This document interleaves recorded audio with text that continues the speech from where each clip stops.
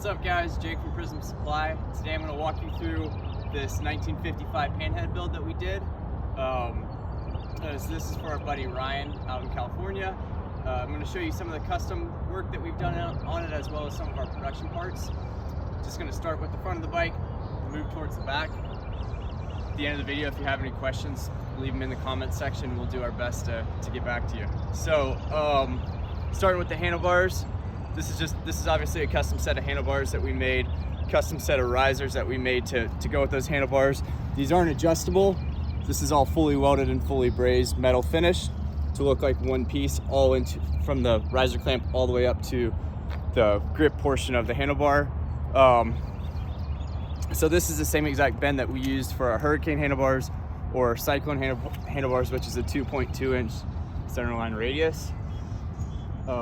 Over here on the right side, here's our throttle. This is our Super Prism throttle, available for purchase on our website. Also throttle lock and Super Prism throttle cable. So our goal with selling this throttle, as well as the throttle lock and the cable, is for you to just be able to purchase this entire kit from us and it work directly with your bike. The end of the throttle cable here is adjustable, and you can just trim the throttle cable to whatever length you need. Moving down from there, this is the F&A headlight, also available for sale on our website. It's all LED and it is bright, bright, bright. This is a stock Springer front end laced to a 21-inch front wheel star hub.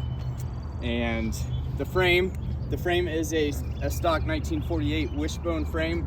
It's in really, really, really good shape. When we were building this bike, our goal was to leave as much of the original castings as possible. Didn't want to trim anything off the frame or cut anything off of it. Moving on to the gas tank. This was a Hap Jones wassail tank, an original Hap Jones wassail tank that we added this stock style petcock. So the way that this works is you rotate it down, turn it down, cuts the fuel off. To open it, or to allow fuel to flow through it, you just open that. And then if you walk around this side, Matt, so it's all hardline. So again, this is the petcock outlet, same as the stock style, hardline all the way into the carburetor. And let's see what else.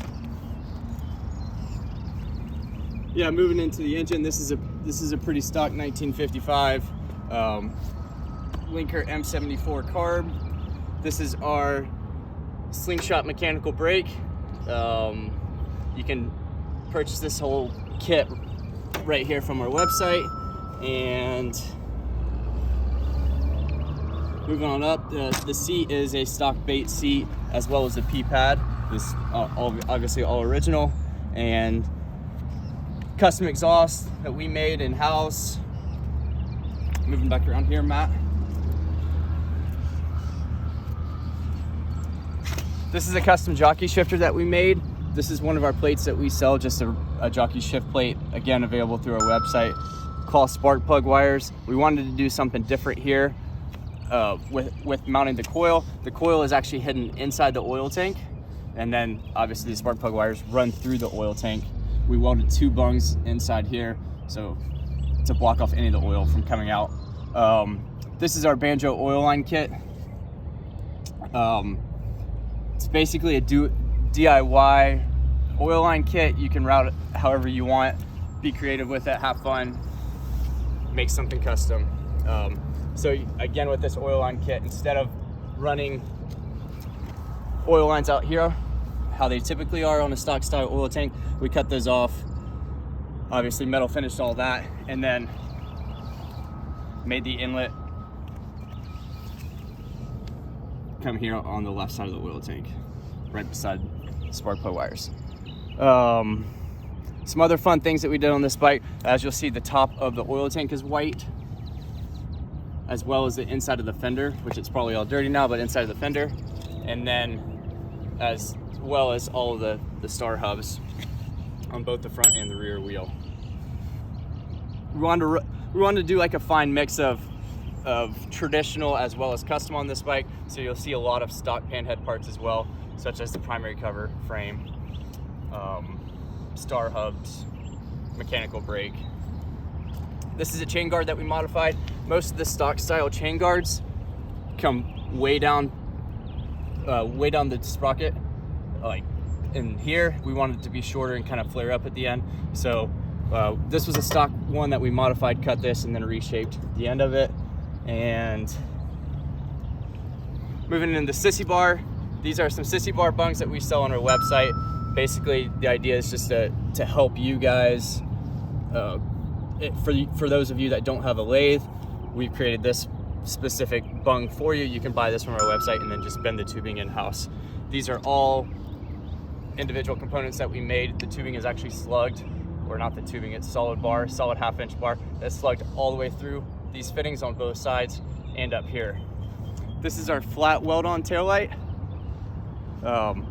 Again, the reason we designed this is for you to have fun with it, do something custom.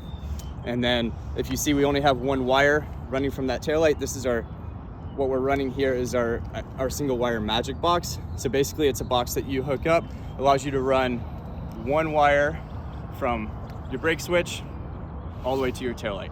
So it just gives you that clean look on your Sissy Bar. Again, we made all these different individual components up here. It's all handmade in-house. And let me see what else I'm missing.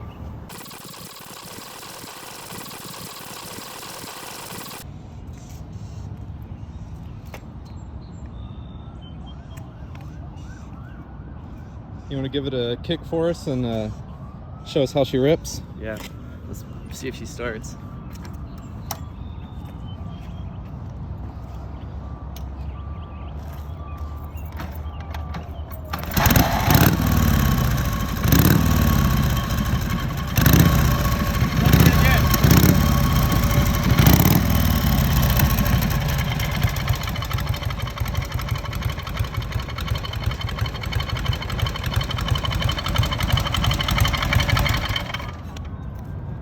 Cool. So there it is, 1955 Panhead build we did. Like, comment, subscribe. Yep, sure.